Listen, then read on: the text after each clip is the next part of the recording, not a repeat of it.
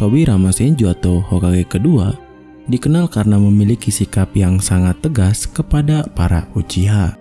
Sikap yang Tobirama tunjukkan kepada para Uchiha ini terkadang memang sangat berlebihan, hingga membuat orang-orang berspekulasi jika Tobirama ini bukan lagi benci tetapi sudah ke tahap rasis. Sikap yang Tobirama lakukan kepada para Uchiha berawal dari trauma yang ia alami. Dan seperti yang kita tahu, Tobirama lahir di era peperangan, dan juga dia merupakan anggota dari klan Senju, yaitu klan yang sering sekali berperang. Lalu kebetulan, klan Senju memiliki musuh bebuyutan yaitu Uchiha. Mulai dari kerabat, keluarga, dan juga bahkan adiknya sendiri, banyak yang mati di tangan Uchiha. Pengalaman-pengalaman buruk Tobirama mengapa Tobirama adalah Hokage paling jenius dalam sejarah Konoha. Jadi kita mulai aja videonya. Let's go!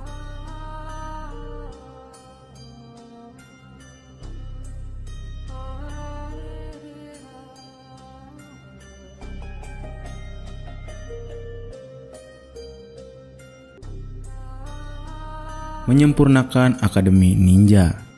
Memang Akademi Ninja telah dibayangkan konsepnya oleh Madara dan juga Hashirama sejak di masa peperangan.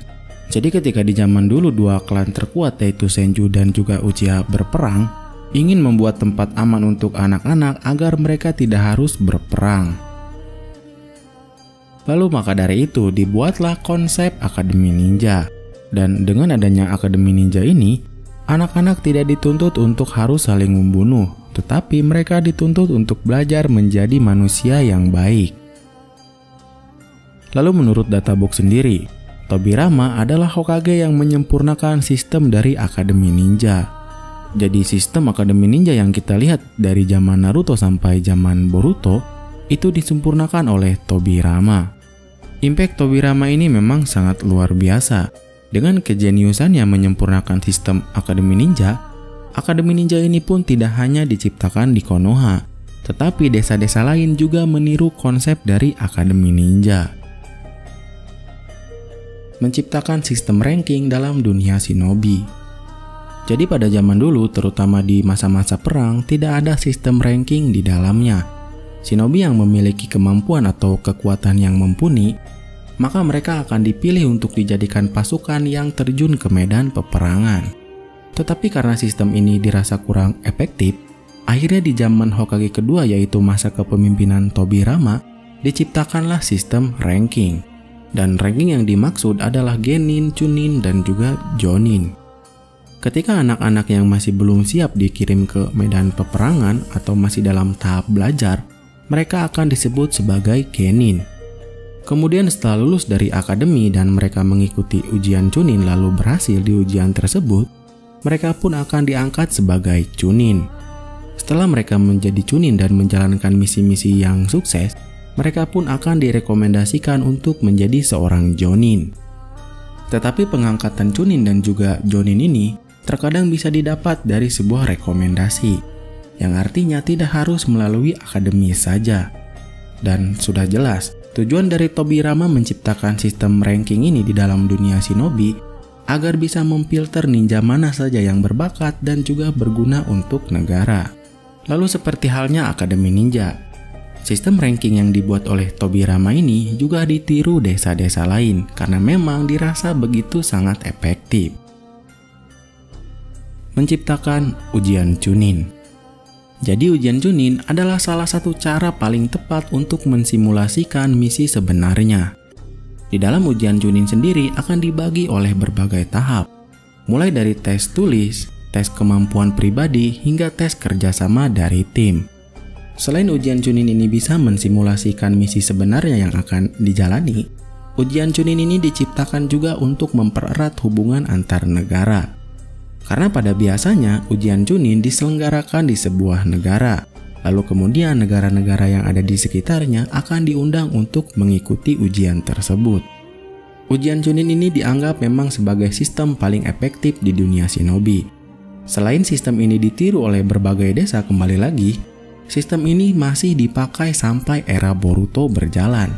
Meskipun di era Boruto sudahlah sangat modern, Tetapi sistem ujian Chunin ini yang bisa dibilang sudah sangat lama tetap dipakai di era tersebut.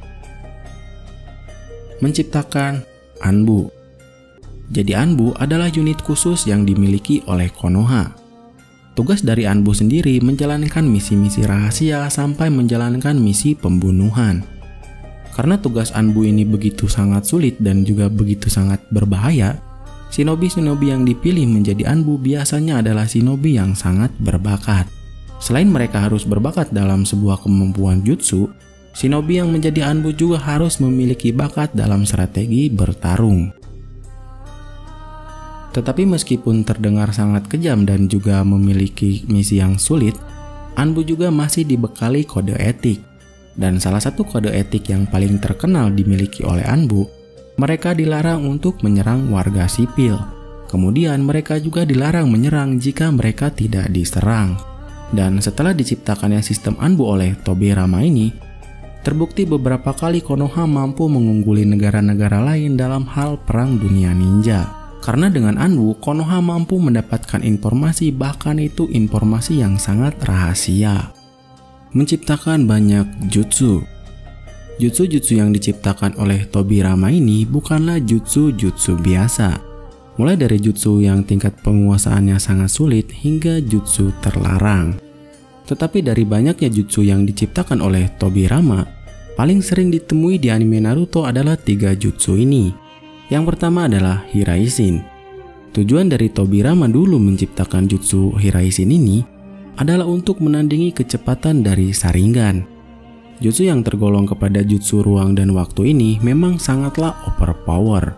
Karena shinobi yang menggunakan Hiraishin bisa berpindah tempat dengan sangat cepat. Meskipun jutsu ini sangat overpower, tetapi dikatakan jika jutsu ini adalah jutsu yang sangat sulit untuk dikuasai. Kemudian jutsu yang sering kita lihat ciptaan Tobirama selanjutnya adalah Kage Bunshin no Jutsu. Sama seperti Hiraishin, alasan Tobirama menciptakan Kage Bunshin adalah untuk menandingi pengguna Sharingan. Bukan menandingi kecepatan seperti yang dilakukan oleh Hiraishin.